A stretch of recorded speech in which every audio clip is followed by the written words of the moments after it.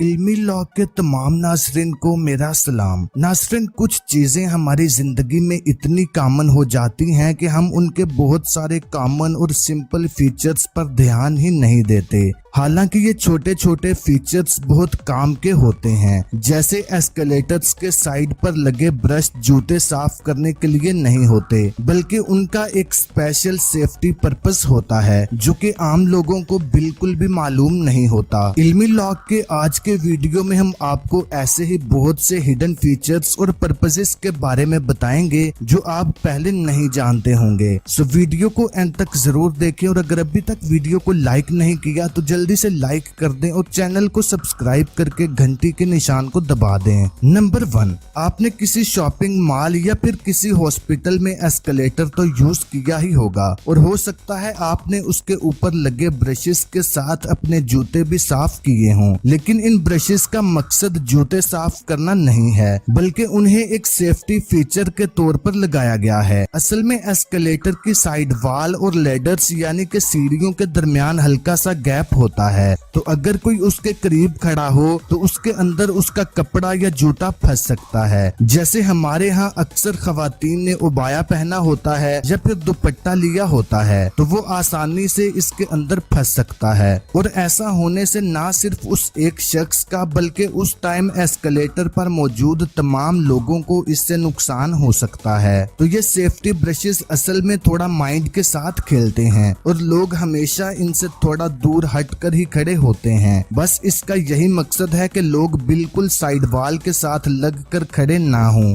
Number 2, आपने अक्सर अपनी जीन्स की पैंट्स के ऊपर छोटे छोटे बटन्स लगे देखे होंगे। इन बटन्स को रिविट्स कहते हैं और ये पैंट की जेबों के ऊपर लगे होते हैं। कभी आपने गौर किया कि जब आप पैंट पहनकर बैठते हैं तो पीछे की पॉकेट्स के ऊपर सबसे ज्यादा प्रेशर आता है और पैंट जेब के कोनों से फटना शुरू हो जाती है, लेकिन अगर ये रिविट्स लगे हों तो ये कपड़े को अपनी जगह पर स्टेबल रखते हैं, जिससे पैंट फटने से बच जाती है। इसी तरह जीन्स ही के अंदर एक छोटी जेब होती है जो कि बड़ी जेब के अंदर बनाई गई होती है। यकीनन आप इसका पर्पस भी नहीं जानते होंगे। पहले वक्तों में पॉकेट वॉच का फैशन था और लोग स्पेशल अपनी जेब में एक छोटी वॉच रखते थे। इसी फैशन और ट्रेंड को देखते हुए फैशन डिजाइनर्स ने पैंट के ऊपर स्पेशल इसके लिए जगह बना दी। ये छोटी जेब परफेक्टली पॉकेट वॉच के साइज की होती है। Number 3, half belt on quotes and jackets. आजकल कोट्स और जैकेट्स के पीछे फैशन और स्टाइल के लिए हाफ बेल्ट्स लगाए जाते हैं, लेकिन ये हाफ बेल्ट्स फैशन के लिए नहीं बनाए गए थे।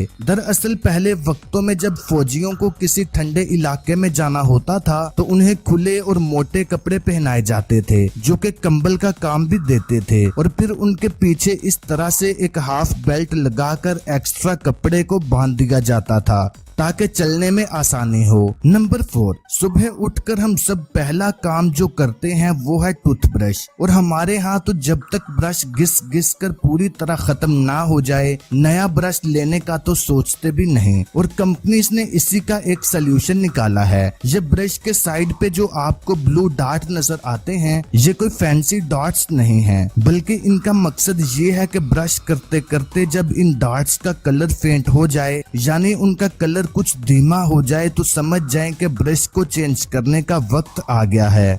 ब्रश के साथ हम टूथपेस्ट भी यूज करते हैं और उसके अंदर भी बहुत सारे सीक्रेट्स हैं। जैसे आपने डिफरेंट कलर्स के टूथपेस्ट देखे होंगे और मार्केटर्स इन कलर्स को मार्केटिंग में बहुत यूज करते हैं और कस्टमर्स की साइकी से खेलते हैं, और हम लोग भी उनकी बातों में आ जाते हैं। जैसे कि वो हमें बताते हैं कि रेड कलर मसूड़ों के लिए होता है, व्हाइट कलर दांतों का पीलापन खत्म करता है और दांतों को चमकाता है, और ब्लू कलर आपकी सांसों को महकाता है, और इस तरह से कस्टमर की साइकी से खेलकर अपनी प्रोडक्ट को सेल कर देते हैं। लेकिन क्या आप जानते हैं कि टूथपेस्ट के बारे में जानने का सही और वैलिड तरीका क्या है? टूथपेस्ट के बैक साइड पे जो हल्का सा ये निशान बना होता है ये इंडिकेट करता है कि आपके टूथपेस्ट की प्रॉपर्टीज क्या हैं। अगर ये निशान ग्रीन है तो इसका मतलब है कि टूथपेस्ट टूथपेस्ट बहुत अच्छा है, यानी इसमें हर चीज नेचुरल और जेन्युइन इस्तेमाल की गई है।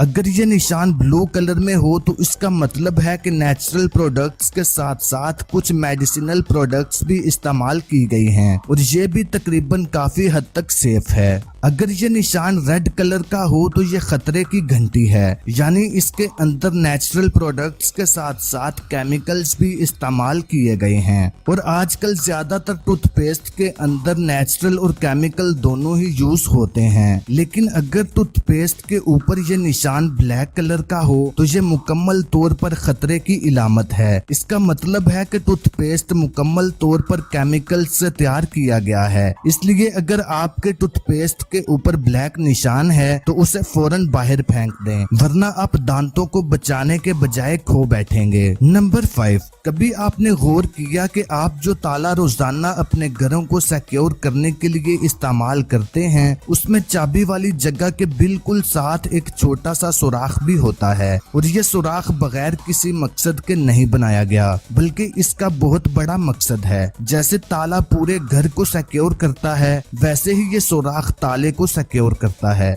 जब घर के बाहर लगे ताले के ऊपर बारिश होती है तो पानी इस ताले के अंदर भी जाता है, लेकिन वो अंदर टिकता नहीं है, बल्कि इस छोटे से सुराख के रास्ते बाहर निकल आता है। अगर पानी अंदर जमा हो जाए तो ताले को फौरन अंदर से जंग लग जाएगा और वो खराब हो जाएगा। और अगर कभी ताला जाम हो जाए और ना खुल रहा हो तो इस छोटे से सुराख के अंदर तेल डालकर उसे लुब्रिकेट किया जाता है, जिससे वो फौरन खुल जाता है। Number 6, pom pom hats. जैसे ही सर्दियां आती हैं तो हम अक्सर लड़कियों को इस टाइप की टोपियां पहने देखते हैं, लेकिन असल में ये कैप्स लड़कियों के लिए नहीं बनाई गई थी, बल्कि ये फ्रेंच सेलर्स के लिए बनाई गई थी। जब सेलर्स शिप के अंदर बैठते थे और पानी हचकोले मारता था तो उनका सर शिप के छत के साथ टकराता था, जिस वजह से ये कैप्स बनाई गई ताकि उनका सर जख्मी ना हो। बाद में यही कैप्स फ्रेंच आर्मी ने भी यूज की और फिर आहिस्ता आहिस्ता ये फैशन ही बन गया। नंबर 7, घर में कुकिंग के लिए इस्तेमाल होने वाले बर्तन यानी प्रेशर कुकर या उस जैसा कोई बर्तन, उसके हैंडल के ऊपर एक सुराख बना होता है। इस सुराख का मतलब होता है कि चम्मच को इस तरह से इसके अंदर रख दिया जाए। नंबर 8, क्या आपने कभी सोचा कि कीबोर्ड के ऊपर बटन्स को शफल क्यों किया गया होता है? उन्हें अल्फाबेटिकल ऑर्डर में एक तरतीब के साथ क्यों नहीं बनाया? उसका जवाब ये है कि सबसे पहला कीबोर्ड टाइपराइटर के लिए इजाद हुआ था